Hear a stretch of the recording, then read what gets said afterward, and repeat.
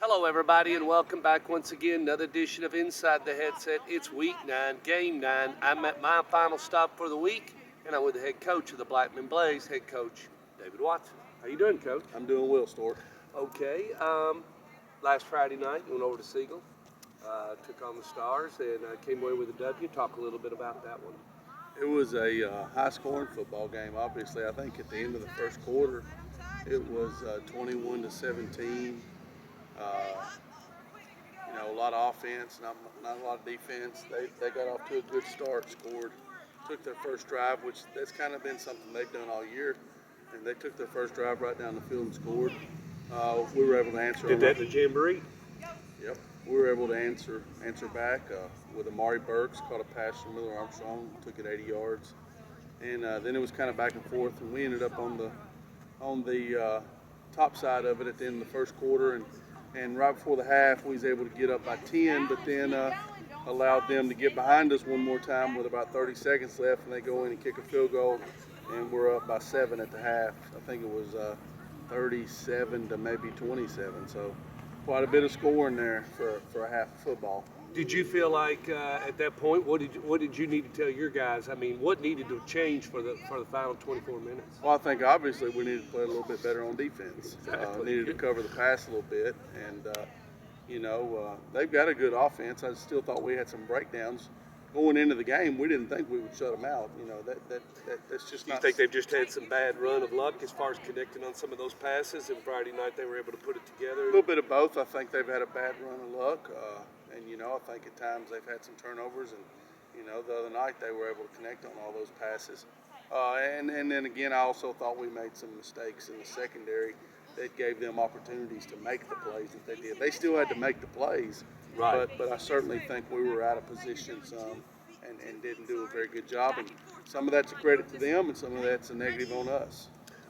Do you think his team is a little bit of a late bloomer? I mean, they talk about that. You played college football. You've seen college football, and you've seen high school football for a long time. Do you feel like his team is just late and getting kids getting rolling? I think they've just been out of sync with different things that's happened through the year, and they've had some injuries and some guys leave the team or get dismissed from the team, and it's really kept them out of sync. And because once you get one guy in there and then that guy's gone, now we got to replace him. Everybody's got the other 10 got to get used to it. And they've obviously had a tough schedule. They played their out of district schedule was Ravenwood, who's a top 5 team in the state in the polls. Hendersonville, who's a top 10 team in the state in the polls. They played Wilson Central, which is a good solid football team, and then they've had our district schedule as well. So I think they're a good football team. I think they're a dangerous team. I think they're a team that'll have a great chance to win their last 2 and maybe get a favorable seed in the playoffs to where they'll have a chance to win a first round game. They just, for some reason, they've had different struggles on defensively and stopping people. And it puts a lot of pressure on your offense when those things happen. And kind of we were on that side the other night. They were scoring, which puts pressure on us offensively to go score. But I really felt like we could handle our business offensively. I didn't really think they would slow us down because they weren't slowing us down. And I thought that we could continue to score with them and figure out a way to get them stopped. I just was disappointed overall that in some of our breakdowns. But I told the kids and told the coaches too.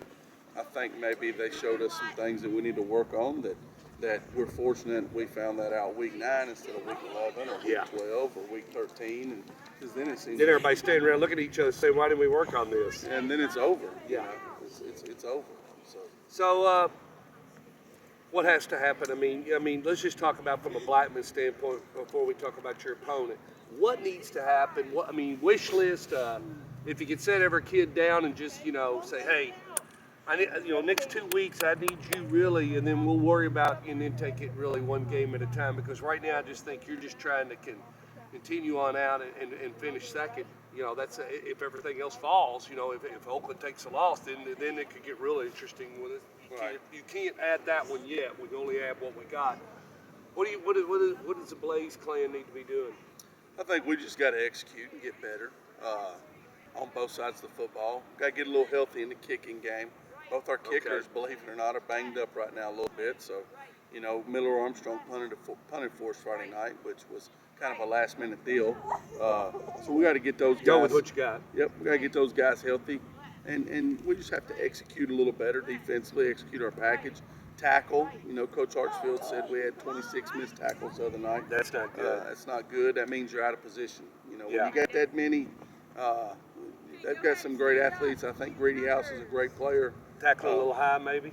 But just bad angles. Okay. When you're running kind of to get over top of the football, and they can put their foot in the ground and cut back on you. You're just out of position. So, we got to fix some of those things, and everybody has those issues. I just think maybe ours were a little more glaring the other night through not being in the right spot. So we just got to execute a little better, and we got to continue offensively to block people and run the football and bring our passing game along when people force us to pass, be able to take advantage of that. And when we were the other night, Miller was, I think he was 8 out of 9 or 7 out of 8. He did throw an interception, which really was more on the receiver than it was on him. So, I think he did a good job of getting the ball where it needed to be, and we were very effective in the passing game. So, Guy wasn't there. well, he was there, but he was too far inside. Okay. Back in there where all the trash is. You want to stay out away from. When you get inside, you start throwing routes, and people can cut it from inside and you can't see them. Right. And that's kind of what we had done, which is bad alignment. Somewhere where we didn't need to be. All right.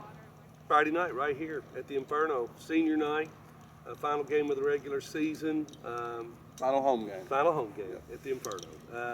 And got Coffee County coming in. Talk about Coffee County and what you like about them. You've seen them on film, and what you like about their football squad. They've got a outstanding athlete at quarterback. I think he's an early offer. Maybe even has committed to Vanderbilt. I believe he's a sophomore. Okay. I know he's an underclassman. I'm not sure if he's a sophomore or a junior, but he's an early commitment. Does he play like a sophomore? Does he play more mature? He seems to play pretty mature. He's got great speed, great athlete. Their offense kind of revolves around him. They're a little more athletic than they have been. They've got another running back that's got good speed. They got a fullback that runs it hard. They're kind of an option type offense sometimes, and sometimes they've been in wing T. Sometimes they've been spread all over the field. So it's really an unknown of what they're going to do, because they've Wildcat. They've done everything. Defensively they're pretty fundamental and solid over there. They played Riverdale tough early in the year, and Riverdale beat them down there 21-20, and Coffee County missed a couple of field goals. So they have the potential to play, because I think Riverdale's a pretty good football team. Absolutely. And they played Riverdale very solidly. We'll have a challenge tackling that quarterback and keeping him hemmed up, because he is so athletic, and they're going to give him opportunities to make plays. So we'll have to really play well defensively to contain him. And I think offensively we'll have to take the football and go score, because I think they have the potential to score some points with the speed they have. And you want to control the game. That's right. You want to get out ahead. All right.